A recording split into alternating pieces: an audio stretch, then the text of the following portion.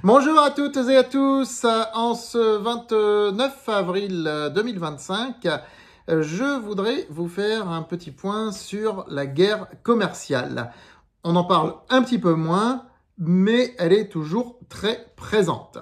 Et elle est récente. Je vous rappelle que c'est le 2 avril, donc au début du mois que nous nous apprêtons à finir, que Trump a fait ses déclarations fracassantes qui ne se sont pas limitées à être des déclarations, puisque tout de suite, il s'est mis à imposer des droits de douane partout, pour tous les pays. Ce qui a créé une onde de choc dont nous avons déjà parlé à plusieurs reprises. Je vous rappelle que je suis le premier à avoir publié un livre sur le sujet. Il s'agit de ce livre, Guerre commerciale, tout comprendre pour maximiser vos profits. Donc un livre dans lequel j'explique, bien sûr, ce qui se passe et dans lequel je fais une analyse de la situation, une analyse économique, une analyse géopolitique et je donne des pistes concrètes pour maximiser vos profits. Protéger votre patrimoine, évidemment, mais aussi maximiser vos profits. Voilà, donc c'est un livre qui n'est pas très long, qui n'est pas très cher, il est à 15,95 €. Vous voyez, vous avez des schémas explicatifs comme celui que je viens de passer, des tableaux explicatifs également. C'est publié par JDH Éditions et vous le trouvez sur notre site internet jdhedition.fr et également, désormais, il est en ligne sur Amazon. Vous pouvez le trouver sur Amazon, donc par Jean-David Haddad. Guerre commerciale, tout comprendre pour maximiser vos profits chez JDH Éditions. Voilà, donc où en sommes-nous aujourd'hui? Eh bien, les marchés ont encaissé. Comme l'année dernière, ils avaient encaissé la dissolution de l'Assemblée nationale, souvenez-vous-en, le CAC 40 était passé d'un équilibre autour des 8000 points à un équilibre autour des 7500 points. Ça a été pareil, ça a été la même chose.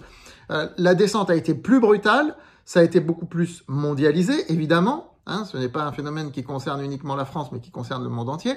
Et aujourd'hui, les marchés se sont stabilisés. Le CAC 40, oui, s'est stabilisé autour des 7400, 7500 points, après être descendu jusqu'à 6700 points. Voilà, donc tout se stabilise. L'or a flambé, bien sûr. Pourquoi? Parce que les banques centrales des pays comme l'Asie, etc., des pays des continents comme l'Asie, etc., ou l'Amérique du Sud aussi, sont en train d'acheter de l'or pour moins dépendre du dollar. Et donc, comme je l'explique dans ce livre, on va peut-être vers une sorte de tripartition de l'économie monétaire mondiale avec un pôle dollar, un pôle euro et un pôle autre devise et or. Je dis bien autre devise et or, ce qui changera profondément la physionomie des échanges mondiaux. Voilà, donc Trump, pour le coup, a un petit peu reculé par rapport à la folie qui a été la sienne sur la première quinzaine d'avril.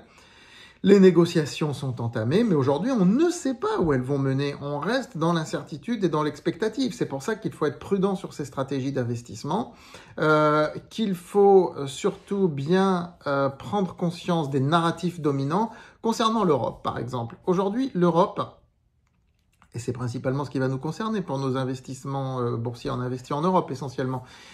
L'Europe, aujourd'hui, est soumise à deux exigences. Ce n'est plus une, c'est de sa souveraineté militaire pour la défense, ne plus dépendre des autres, et sa souveraineté commerciale, pouvoir tout produire en définitive, presque tout, en tout cas sur son propre territoire, ce qui nécessite aussi un renforcement des liens entre pays européens, et ça c'est pas évident. L'euro-dollar est bien remonté, comme on l'a vu, il est à 1,14 actuellement, mais il se stabilise, tout comme l'once d'or qui est à plus de 3300 $, qui avait flambé même au-delà et qui se stabilise aujourd'hui. Tout ça montre aussi qu'il y a une stabilisation de l'incertitude, une stabilisation de la situation. Le VIX est beaucoup moins élevé, mais il reste quand même assez élevé. Et pour ce qui nous concerne sur francebourse.com, eh bien notre portefeuille croissance affiche le score insolent de 12,54% de hausse depuis le 1er janvier parce que nous avons aussi su saisir les bonnes opportunités au bon moment. Je le répète, restez attentifs aux narratifs naissants, émergents, qui vont dominer dans les mois qui viennent. Ce que je vous dis, c'est purement sociologique et je fais de plus en plus d'analyses sociologiques des marchés. On en reparlera un petit peu plus tard. Voilà, je vous souhaite une très bonne semaine puisqu'on est mardi, on reste encore en début de semaine.